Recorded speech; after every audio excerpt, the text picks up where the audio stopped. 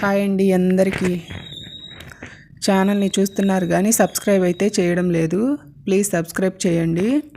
ఈ ఫ్రాక్ లోగడ నేను స్టిచ్ చేసిందేనండి, కానీ కొంచెం నెక్ ఎక్కువైందని తీసుకొచ్చారు. కుట్టి కూడా 3-4 months అవుతుంది. వాళ్ళకి ఇప్పటికి తీరింది మళ్ళీ నా దగ్గరికి రావడానికి. ఏం చేస్తాను చెప్పండి. నా దగ్గర అయితే క్లాత్ లేదు ఈ కలర్ది అని చెప్పాను. వాళ్ళ దగ్గరే లోగడ ఈ శారీ అండి, ఇది శారీని ఇట్లా డ్రెస్గా కన్వర్ట్ చేశాను. అయితే ఇప్పుడు బ్లౌజ్ పీస్ ఉందని తీసుకొచ్చారు. ఇప్పుడు దీన్ని ఏం చేయాలని ఆలోచిస్తూ చిన్న ఉపాయం తట్టి ఈ విధంగా స్టిచ్ చేశాను. ఎలా ఉందో కామెంట్ చేయడం మాత్రం మర్చిపోవద్దు. స్టిచ్చింగే కాదండి, స్టిచ్చింగ్ చేసినప్పుడు ఏదన్నా బై మిస్టేక్ ఇలా జరిగినప్పుడు దీన్ని రీకలెక్ట్ చేసుకోవడం కూడా తెలిసి ఉండాలి. అప్పుడే స్టిచ్చింగ్లో నెంబర్ 1గా రాణించగలుగుతాము. నేనైతే పాట్ నెక్ పెట్టమన్నారు. పాట్ నెక్ అనేది కొంచెం డీప్ అవుతుంది, ఎందుకంటే పైన 3 inches బోట్ నెక్ కోసం వదిలేస్తాం కాబట్టి. అయినా కానీ వాళ్ళకి ఇంకా పెద్దదయ్యిందన్నారు. అందుకని ఈ విధంగా స్టిచ్ చేశాను. ముందు బక్రం తీసుకొని బక్రం మీద నెక్ రౌండ్ ఎంత ఉందన్నది మార్కింగ్ చేసుకున్నాను. ఆ మార్కింగ్ ప్రకారం బయట పక్క కాకుండా లోపల పక్కకి ఒక 2 అంగుళాలు వెడల్పుతోటి ఈ విధంగా క్రాస్గా షేప్ తీశాను. హాఫ్ వరకే తీశానండి, ఫుల్ బోట్ నెక్ అయితే తీయలేదు, ఫుల్ రౌండ్ అయితే తీయలేదు. రౌండ్లో హాఫ్ కట్ చేసుకున్నాను. 2 అంగుళాల నుంచి 3 అంగుళాలు వెడల్పుతోటి ఈ విధంగా బక్రాన్ని అయితే కటింగ్ చేసుకున్నానండి. బక్రం కట్ చేసుకున్న తర్వాత ఈ బక్రాన్ని వాళ్ళు శారీలో మిగిలిన బ్లౌజ్ పిక్ ఉంటే తీసుకొచ్చారు. ఆ బ్లౌజ్ పిక్ తీసుకొని అదే కలర్ తోటి ఈ విధంగా కట్ చేసుకున్నాను.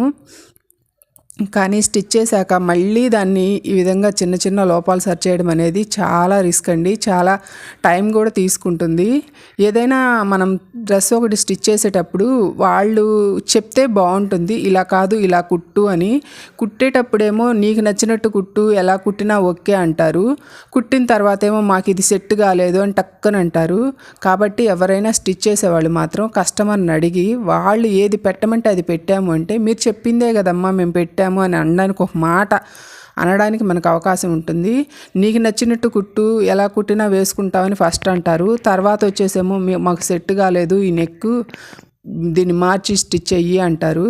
అప్పుడు స్టిచ్ చేయడం ఉంటుంది చూడండి, ఏమీ అనలేము. ఇది మాత్రం తలనొప్పి. ఇలాంటివి మాత్రం అసలు తీసుకోకూడదురా స్వామి అనిపించింది నాకైతే మాత్రం.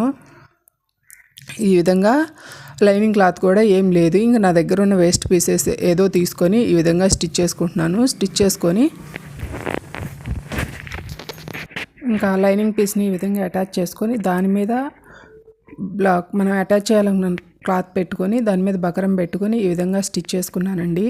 ఫినిషింగ్ అయితే బాగా వచ్చింది, కానీ నాకైతే మాత్రం అసలు భలే కోపం వచ్చింది. పెట్టేటప్పుడేమో ఎంత డీప్ అయినా ఎలా ఉన్నా వేసుకుంటామని చెప్తారు, కుట్టాకేమో ఈ విధంగా మాట్లాడతారు. కొంతమంది ఉంటారు చూడండి, కుట్టించుకునేది ఒక్క శాలరీ అయితే పైన ఆ స్టిచ్లని ఈ స్టిచ్లని చినిగిని అని చిన్న జాయింట్లని 100 తీసుకొస్తారు. అసలు ఇలాంటి కస్టమర్ని తీసుకోకుండా బట్టలు వదిలేసుకోవడమే మంచిది అనిపించింది నాకైతే మాత్రం. నా ఇన్ని సంవత్సరాల ఎక్స్పీరియన్స్లో ఇలాంటి వాళ్ళు అయితే ఎప్పుడు తగలలేదు. ఏదైనా ఒక బ్లౌజ్ ఇచ్చినప్పుడు ఆ బ్లౌజ్ ఉండేది 80 సెంటీమీటర్లు ఉంటుంది, లేదు అంటే 1 మీటర్ ఉంటుంది. 1 మీటర్లోనే ఏదో ఒకటి హ్యాండ్కో లేదా బ్యాక్ సైడ్ నెక్కుకో ఒక డిజైన్ చెప్తే ఓకే. బ్యాక్ సైడ్ కావాలి, హ్యాండ్కి కావాలి, మళ్ళీ కాస్ట్ తక్కువలోనూ కావాలి, మళ్ళీ వేరే క్లాత్ కూడా మనమే తెచ్చేయాలి. ఎలా వస్తుంది? ఎంత స్టిచ్చింగ్ చేస్తే మాత్రం అంత చీప్గా చూస్తారా? అసలు భలే కోపం వస్తుందండి ఒక్కొక్కళ్ళని చూస్తుంటే. అసలు అమ్మో అంత, అమ్మో ఇంత అంటారు, కానీ అది పెట్టపోయావా, ఇలా పెట్టపోయావా, ఆ థ్రెడ్స్ కుట్టలేదేంటి, ఇక్కడ కూర్చోబెట్టకూడదా, ఇన్ని ఎలా వస్తాయి? నాకు అర్థం కాని విషయం ఏంటి అంటే, అసలు వాళ్ళు ఏదన్నా పని చేసేటప్పుడు మాత్రం మేము ఎంతసేపు చేసాం అంత ఇవ్వండి ఎంత ఇవ్వండి అంటారు. యువతల వాళ్ళని అయితే మాత్రం భలే చీప్గా చూస్తారే. ఇంకోసారి ఎప్పుడు అలా చేయమాకండి ఎవరైనా కానీ. ఎవరి కష్టానికి తగ్గ ప్రతిఫలం వాళ్ళు తీసుకోగలిగిన రోజే కదా పని మీద ఇంట్రెస్ట్ ఉంటుంది. చేయించుకునేటప్పుడేమో అలా పెట్టండి ఇలా పెట్టండి, ఏదైనా సరే డ్రెస్ కానీ లంగా కానీ ఇంకోటి కానీ కుట్టేటప్పుడేమో అందరికంటే డిఫరెంట్గా కావాలంటారు. సరే పోనీలే అడిగారు కదా కొంచెం టైం అయినా పర్వాలేదు తీసుకొని కుడదాము అనుకుంటే, అమౌంట్ ఇచ్చేటప్పుడేమో అందరికంటే తక్కువ అమౌంట్ ఇవ్వాలి అంటారు. ఎట్లా వస్తుంది? ఇప్పుడు ఒక వర్క్ ఏదైనా చేసాము అంటే దానికి తగ్గ ప్రతిఫలం వస్తేనే కదా రెండోసారి స్టిచ్ చేయాలి అనిపించేది. అసలు ఎంత టూ మచ్గా ఉన్నారంటే కొంతమంది, మరీ దారుణం అబ్బా. అసలు 90% అయితే అసలు మాట్లాడరు. కష్టం విలువ తెలిసిన వాళ్ళు ఎవ్వరూ మాట్లాడరు. ఇచ్చేసి వెళ్ళిపోతారు. ఎక్కడో ఉంటారు ఒక 10% సతాయించుకు తింటారు.